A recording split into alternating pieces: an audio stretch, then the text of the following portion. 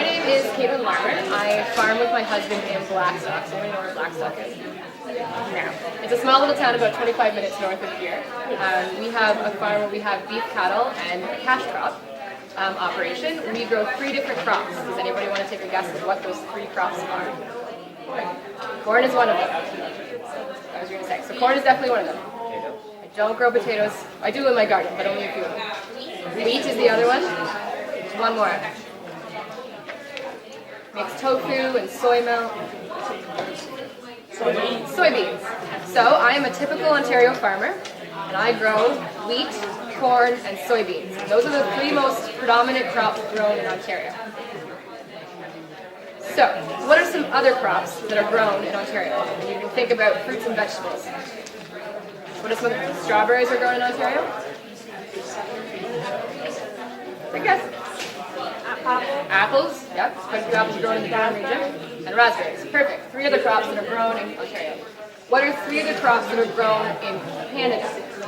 So when you think of Saskatchewan, or British Columbia, or PEI, what are some crops that you think of? You guys already said one of them, and I said I do have them in my garden. Potatoes, right? So when we think of Manitoba and PEI, we think of potatoes. When you think of BC, what kind of fruits and vegetables do you think of that are grown there? Blueberries, yeah. When we think of BC, we think of blueberries. What about Saskatchewan? When you think of Saskatchewan, what kind of crops? You see fields of wheat, right? So the breadbasket of Canada is in Saskatchewan. What is the difference between Ontario, Saskatchewan, and British Columbia that allows us to grow those different crops? Climate. So what kind of climate do we have here compared to those other crops? Yeah, so it's warmer and probably wetter here, but it's drier in Saskatchewan, right? And what about BC? What are 2 geographic regions of BC, or features of BC? The mountains, and then it's on the coast of ocean, right? So that ocean and the mountains work together to create a very warmer and wetter climate, which allows us to grow things like blueberries and strawberries and grapes. Where in Ontario do we have very similar geographic features that allow us to grow the same types of fruits and vegetables? Yeah, near Lake Ontario. You know exactly where? It's where we grow a lot of our wine. We produce a lot of our wine.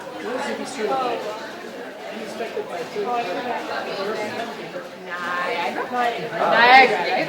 So Niagara has the Niagara Escarpment, which is similar to as the mountains, and Lake Ontario is very similar to the ocean. So it is actually warmer down there. It's also the southern part of the province, but the ocean and the escarpment work together to keep that area warmer. So we can grow what we call tender fruit crops, so peaches and plums and grapes and cherries.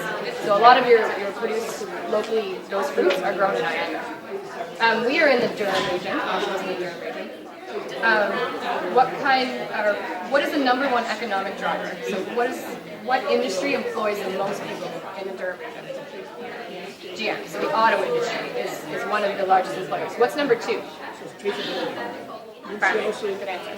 Agriculture. That's probably why you're learning about it today. 1 in 7 people are employed in the agriculture industry. So when I say 1 in 7 people are employed in agriculture, does that mean 1 in 7 people are farmers? No. So what are some other jobs related to agriculture?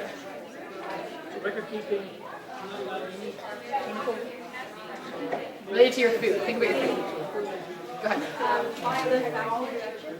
So the processing, from the farm to, so taking your soybeans, turning them into tofu, and getting it to the grocery store. So there you have your processing, and how does it get from the farm to the grocery store?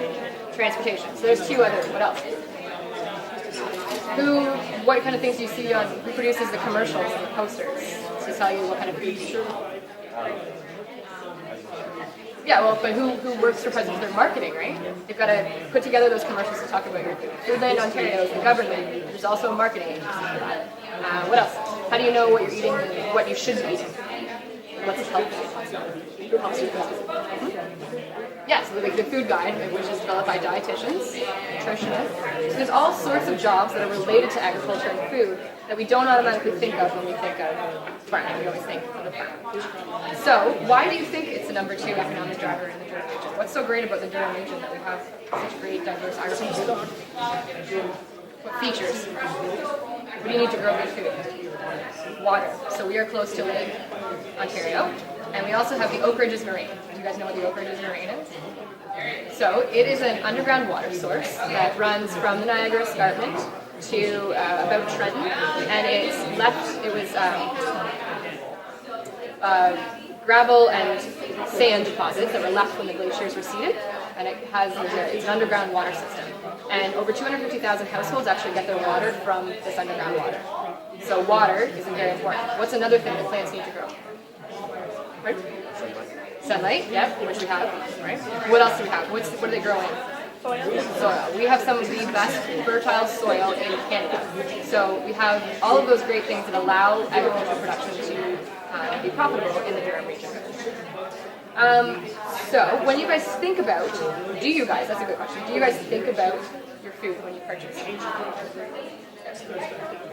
Not really? Yeah, no, most people don't. And when you do think about food, what do you think about when you go to make those decisions? Usually, money? Yeah, how much it costs, and why do you buy the food you buy? Tastes good, right? Yeah, so how much it costs and tastes good are usually what people making the purchasing decision. Do you ever think about where it comes from? After today, might you? So, you guys have all heard about buying local? Okay. So why do you think it might be something to consider when you're making your food purchases to buy local? Yeah, so you're helping the local community or the economy. So what else besides the economy? The environment. Why are you helping the environment? Yeah, so it's not coming from a spark, it's local. It's probably more, it's picked closer to when it's ripe. So often when it's got to go a long way, they're not going to pick it when that tomato is bright red. They're going to pick it a little sooner. It's got to withstand transport, right? So there's also the taste option of it. So those are just some good reasons why you might want to think about where your food comes from. Not to mention the food safety standards. In Canada, we have some of the highest regulations in the world, and our farmers have to produce under certain regulations. And we know that. We don't necessarily know that about some other countries. But there are countries like the US and continents like Europe who also have very high food standards. So you obviously can't get oranges and avocados here, but just think about maybe where your food comes from next time you make those decisions. Thank you very much.